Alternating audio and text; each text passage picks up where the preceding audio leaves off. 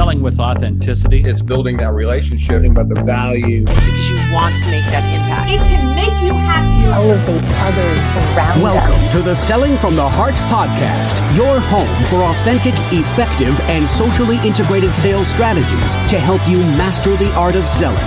Join your co-hosts Larry Levine and Daryl Amy, along with some of the world's best sales thought leaders and practitioners, as we explore ways to help you grow your sales.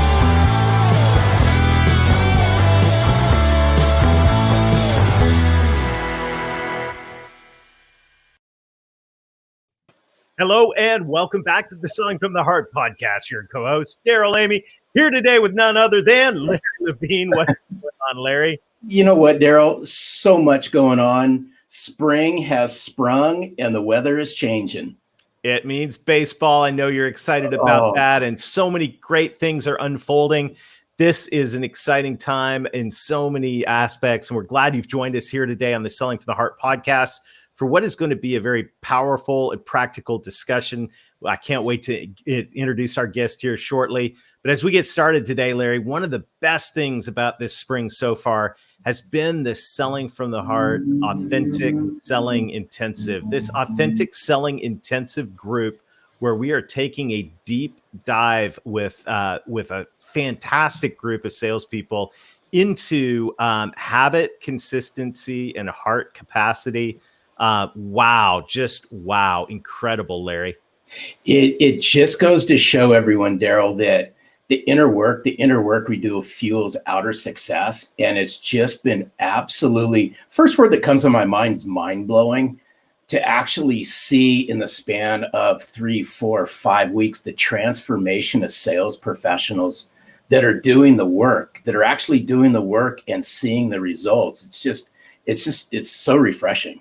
Well, it's been so fantastic. And this was just kind of the next logical step that a lot of people wanted to take at the end of the Authentic Selling Challenge. And so we've had so much fun with this first cohort that we're going to do it again. And so it's going to be launching in early April. You can learn more online right now about how to take the next step in your journey with the 90-day Authentic Selling Intensive. Just go to intensive.2021authenticselling.com, and you can learn more about how to be involved. You'll also see some of our current folks just talking about their experience in it. And I tell you what, you don't want to miss this.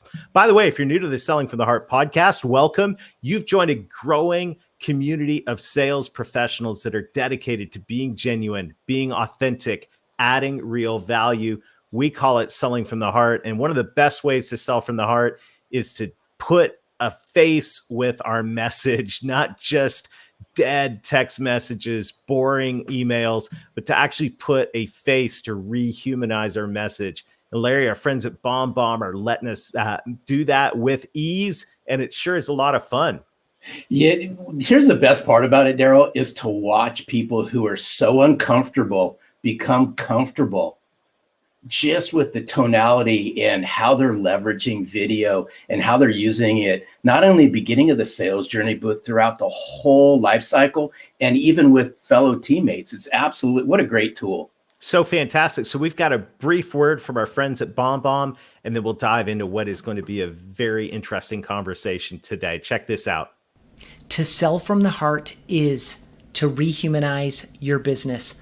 Hi, my name is Ethan Butte, and along with my good friend Steve Passanelli, I co-authored Rehumanize Your Business. And when Larry and Daryl were kind enough to host me on the Selling from the Heart podcast to talk about Rehumanize, we were instantly connected. And it's because we have something very important in common, and I probably have it in common with you too, and that is a strong preference for authenticity, honesty, and sincerity throughout the sales process. Not just hitting the number, but hitting the number in the right way, in a way that we can be proud of, and in a way that makes our customers want to come back again and come back for more and come back with a friend or a referral or a recommendation as well, right? We want to sell from the heart, and something that can help you do that, something that can help you connect and communicate with people in a way that allows them to feel your sincerity is BombBomb.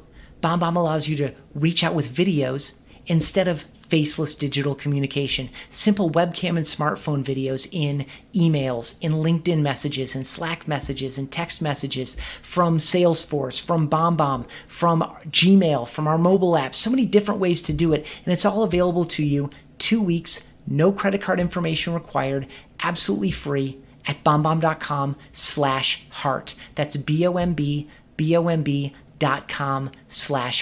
I know you'll enjoy it, and more importantly, I know that the people you reach out to will enjoy it as well. Try it free today. Well, you got it. You owe yourself to give this a try if you haven't already. BombBomb.com/heart. Send your first video to me or Larry, but I prefer you send it to me. No, give it a try, first. and you're gonna love it. It's gonna be good. I tell you what, speaking of rehumanizing communication, sincerity, trust, and all of that, today's guest, Larry, is just pure dynamite, lined up exactly with this topic. So why don't you introduce our friend Jesse, and let's dive in. Oh, where do I start with Jesse Rothstein? So first of all, Daryl, I owe you the thank you because you're the one who introduced me to Jesse.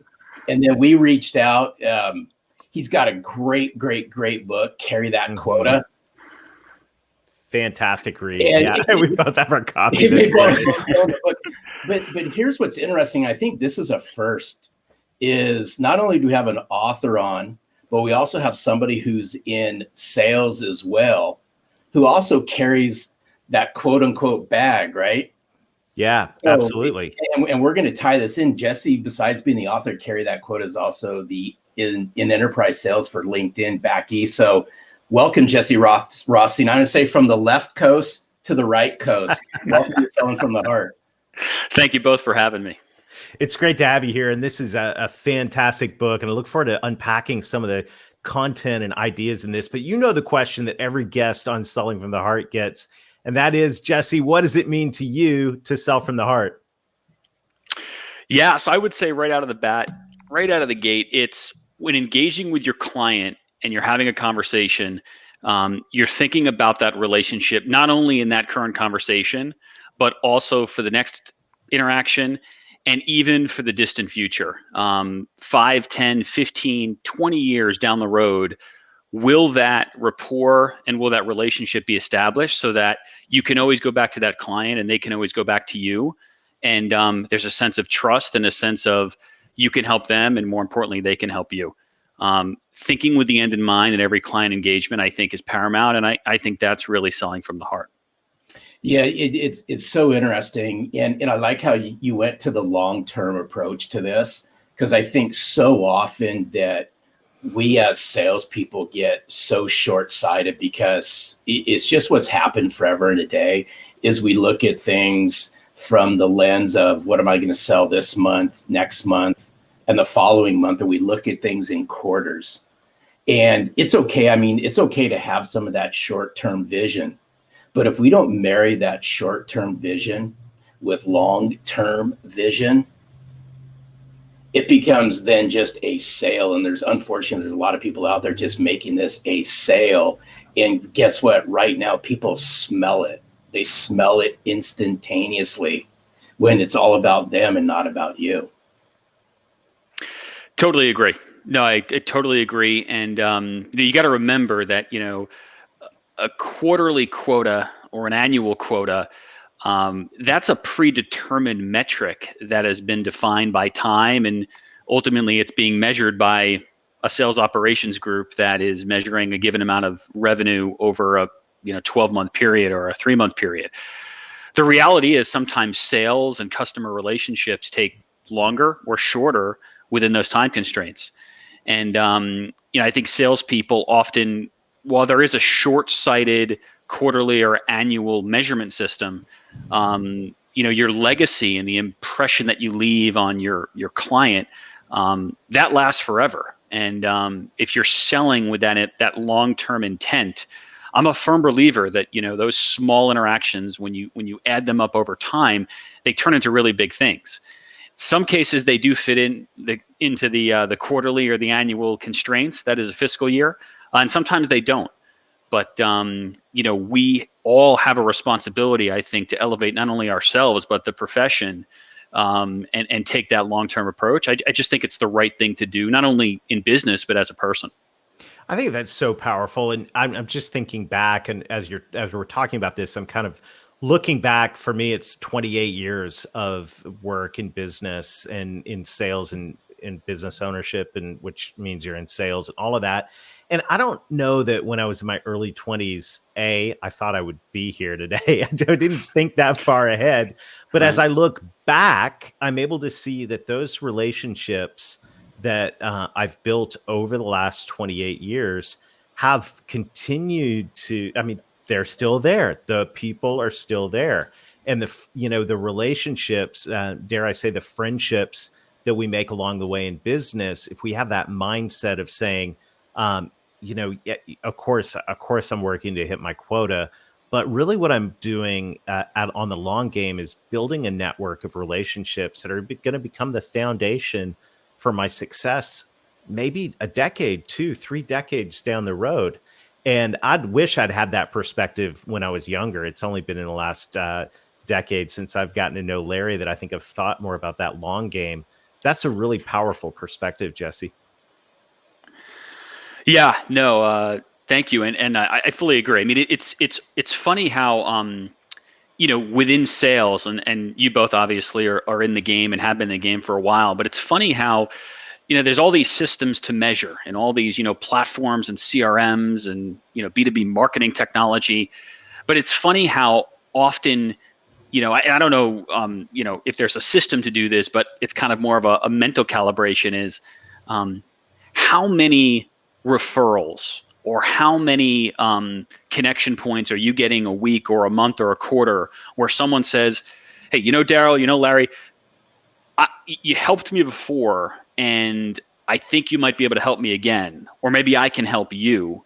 And people are kind of coming inbound to you because you've been a distributor or an enabler in a previous interaction, and people view you as a source of knowledge or someone who can help solve a problem. I think that's a very undervalued thing in business, and especially in sales, that it doesn't get talked about enough. We talk a lot about hitting your outbound targets and your KPIs and your customer touches and your prospecting efforts. But what about referrals? What about facilitating and fostering conversations or doing things for other people, even if it doesn't directly affect you in that particular moment for your own benefit? Yeah, you hit on something that's probably near and dear to just about every sales professional and sales leader that's listening to the Selling from the Heart podcast. And you use the acronym KPIs. Now everybody knows it's key performance indicators. Right. And that's how a lot of salespeople are benchmarked.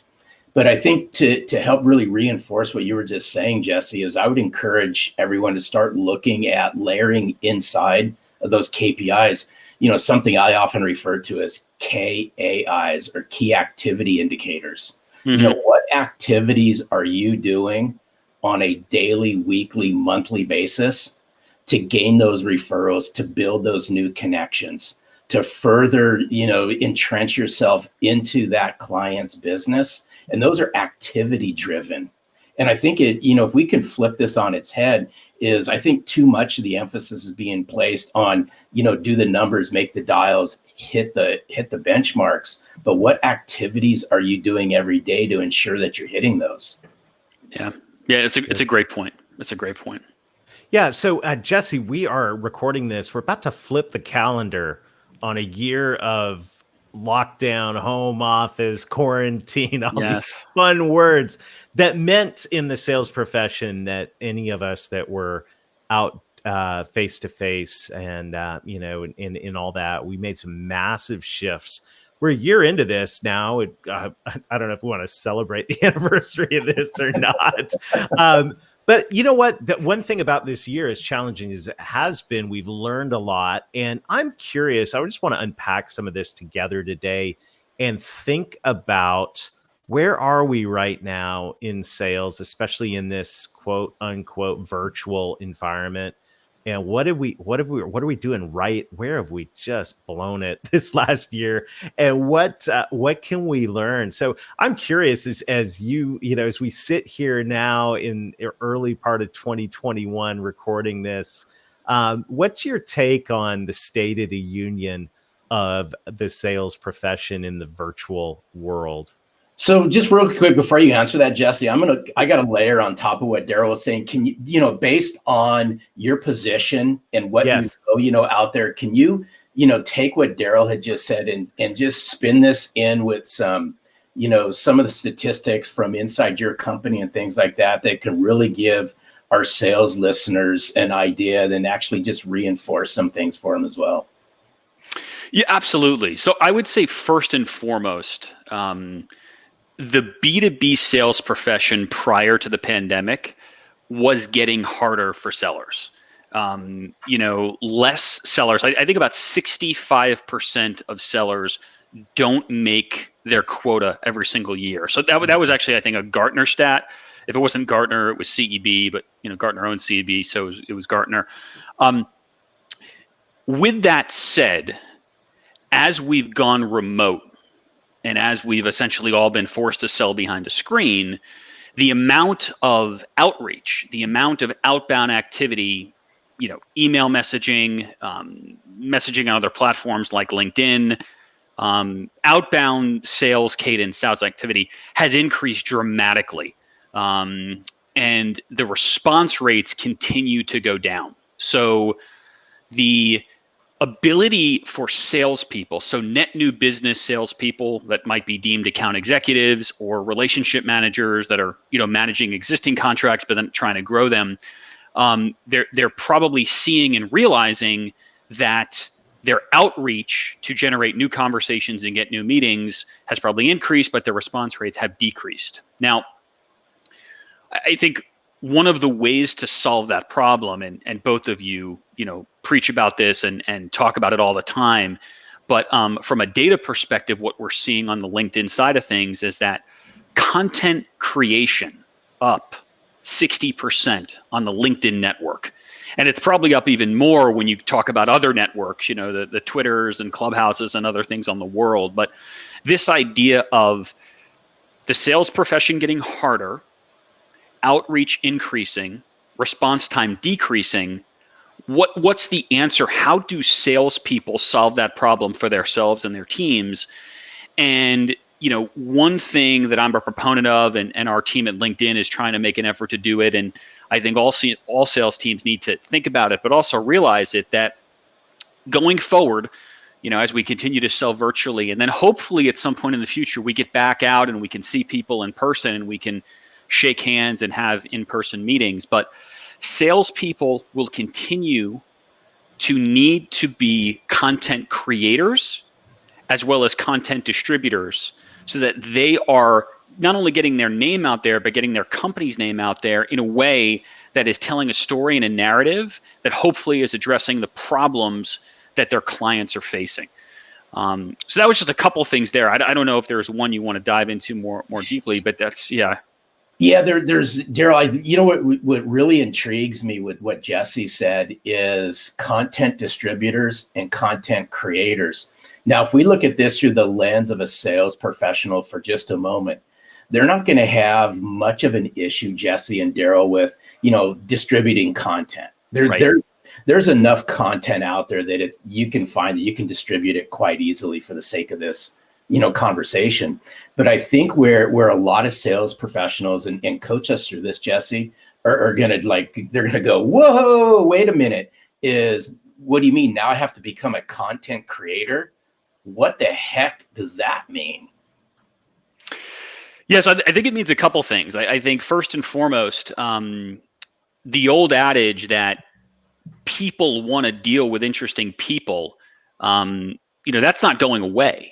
And as salespeople, as content creators, and you coming across as a thought leader and someone who knows about your client's business and someone who wants to share a perspective, I think the content creation play for salespeople can happen in a number of ways. I think first and foremost, taking a position on something and writing about it, whether that's a formal post on a social platform like LinkedIn, or just developing a blog or a voice on a platform like Substack.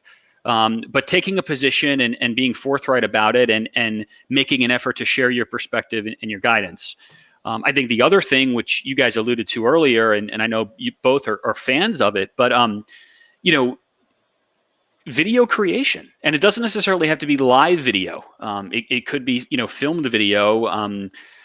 We all essentially can and should be in the TV production business, or I'd argue the podcast production business, where you can record stuff with an internet connection and a webcam or a microphone, to share that perspective. Interview your clients, interview your prospects, interview thought leaders in the space.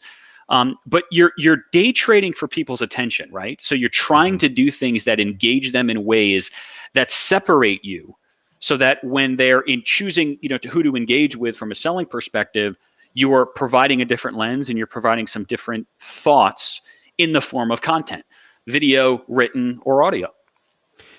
As I listen to the stats, this is really a great discussion, Jesse. And as I listen to the stats about the increase in outreach, the decrease in response, the word I hear is noise. There's a lot of noise, right? It's like static noise. And one of the things that we've been working with the people in the participants in the intensive on, is really understanding how to break through that noise with value proposition that resonates with your buyers. And so what we're talking about is the fundamental belief that buyers don't buy products, they buy the outcomes those products and services deliver, problems they solve, goals they help clients, prospects achieve. And so I think, yes, we've got to be content sharers, we've got to be content creators. I think, first of all, sales professionals right now need to be content consumers in the sense of reading, paying attention, watching for ideas that can be helpful to their clients, and then taking that, and whether that's a quick video or a LinkedIn post or a blog article or I mean, whatever it is, being, the reality is we're all on stage right now. And if, Larry talks about the empty suit, well, guess what? If you don't have ideas to share and something to bring to the table, you're an empty suit and people are going to sniff that out. So I think I think reps need to be not just, just sharing the content. I think we got to actually be reading it and actually be paying attention and going, okay, what can I do with that to deliver some insight that's going to be valuable to my clients? I see that as the missing link. I'm curious what you see out there, because just an article share of blah blah blah is noise without some context and insight. Yeah, I mean, you can never know enough about your client and their industry, and I fully agree with being a student of your client and their industry and sharing those ideas and consuming, that information. I mean, really good salespeople they're problem finders just as much as they're problem solvers. And often you can't find problems, to your point, Daryl, unless you're consuming information to know what the heck is going on in respective industries. And that's a daily, weekly, ongoing curiosity. And if you're a salesperson and you're not curious and you're not essentially just a voracious reader of information in general about business and specifically your client and where they play, you're at a disadvantage because you've got to be able to have that knowledgeable conversation. And like you said, you gotta know it almost better than they do. Yeah, I think the empty suit syndrome is alive and well, and this is a time where we really do have to do some heavy lifting and pay attention and bring some ideas to the table, right, Larry? Yeah, especially I want to touch on a couple things that Jesse had brought up again around video, and I think I see it, Jesse. I know you see it, Daryl. You see it out there. This is the things that salespeople struggle with mightily, because I like how you use, actors and actresses. In essence, in this past year, and I would submit even moving forward from here until eternity, we're going to have to figure out how to leverage the best of both worlds. Right. So, I love talking about the empty suit. Well, guess what? And, now in the world that we live in today, it gets exposed at rapid rates when you're not bringing the goods to the table. And even more so when you do shoot a video that has absolutely nothing to say other than it's just a pontification platform. Right.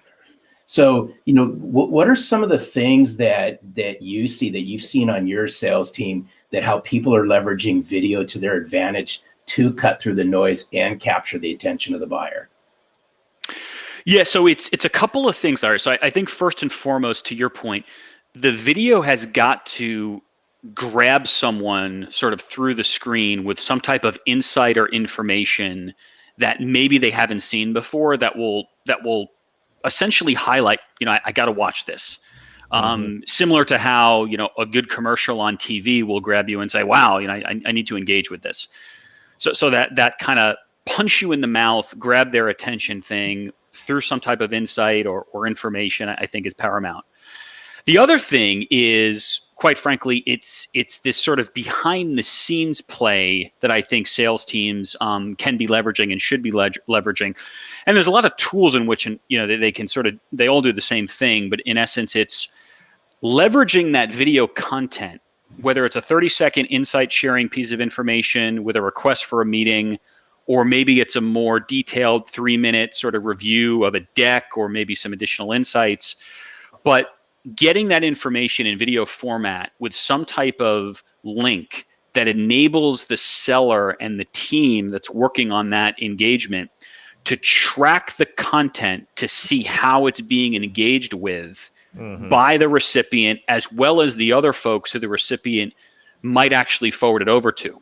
So then the seller who's actually, doing the sending of the content can say, hey, wait a second, we sent this to what we thought was our economic buyer, that director of marketing at company ABC.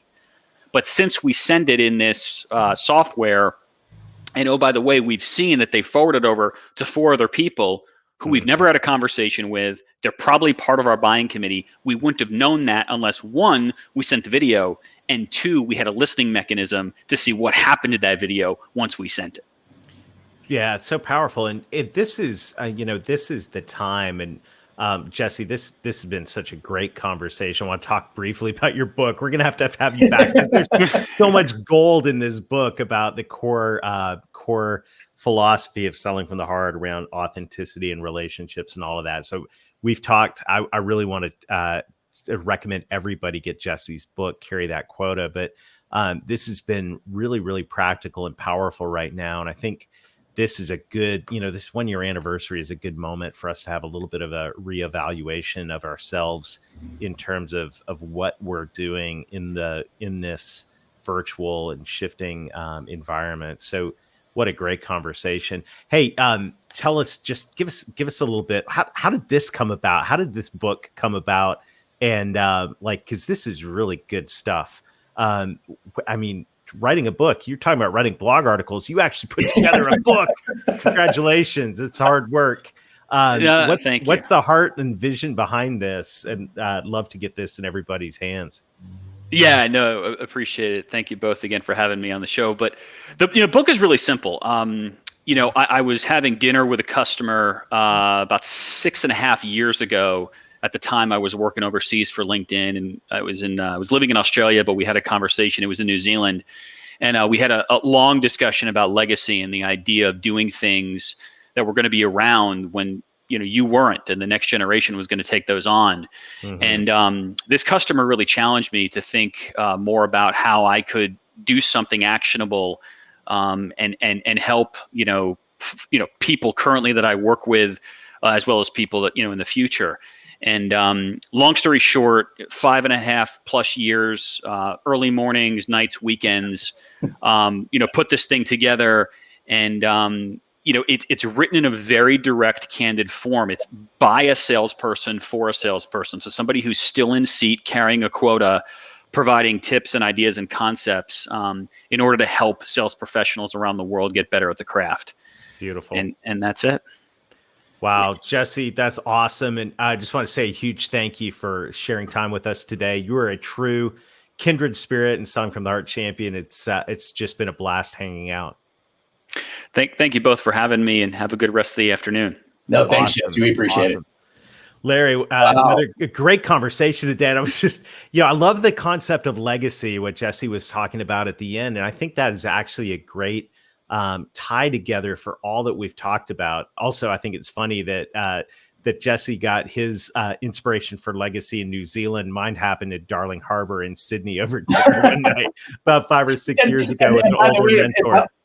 And mine happened on a car ride from one place to another in the Midwest. So, well, there you go. I think ours were a little more exciting than your drive through Texas. But hey, you know what? This is a great summary of all of this, to ask ourselves a question like, what legacy do we want to leave?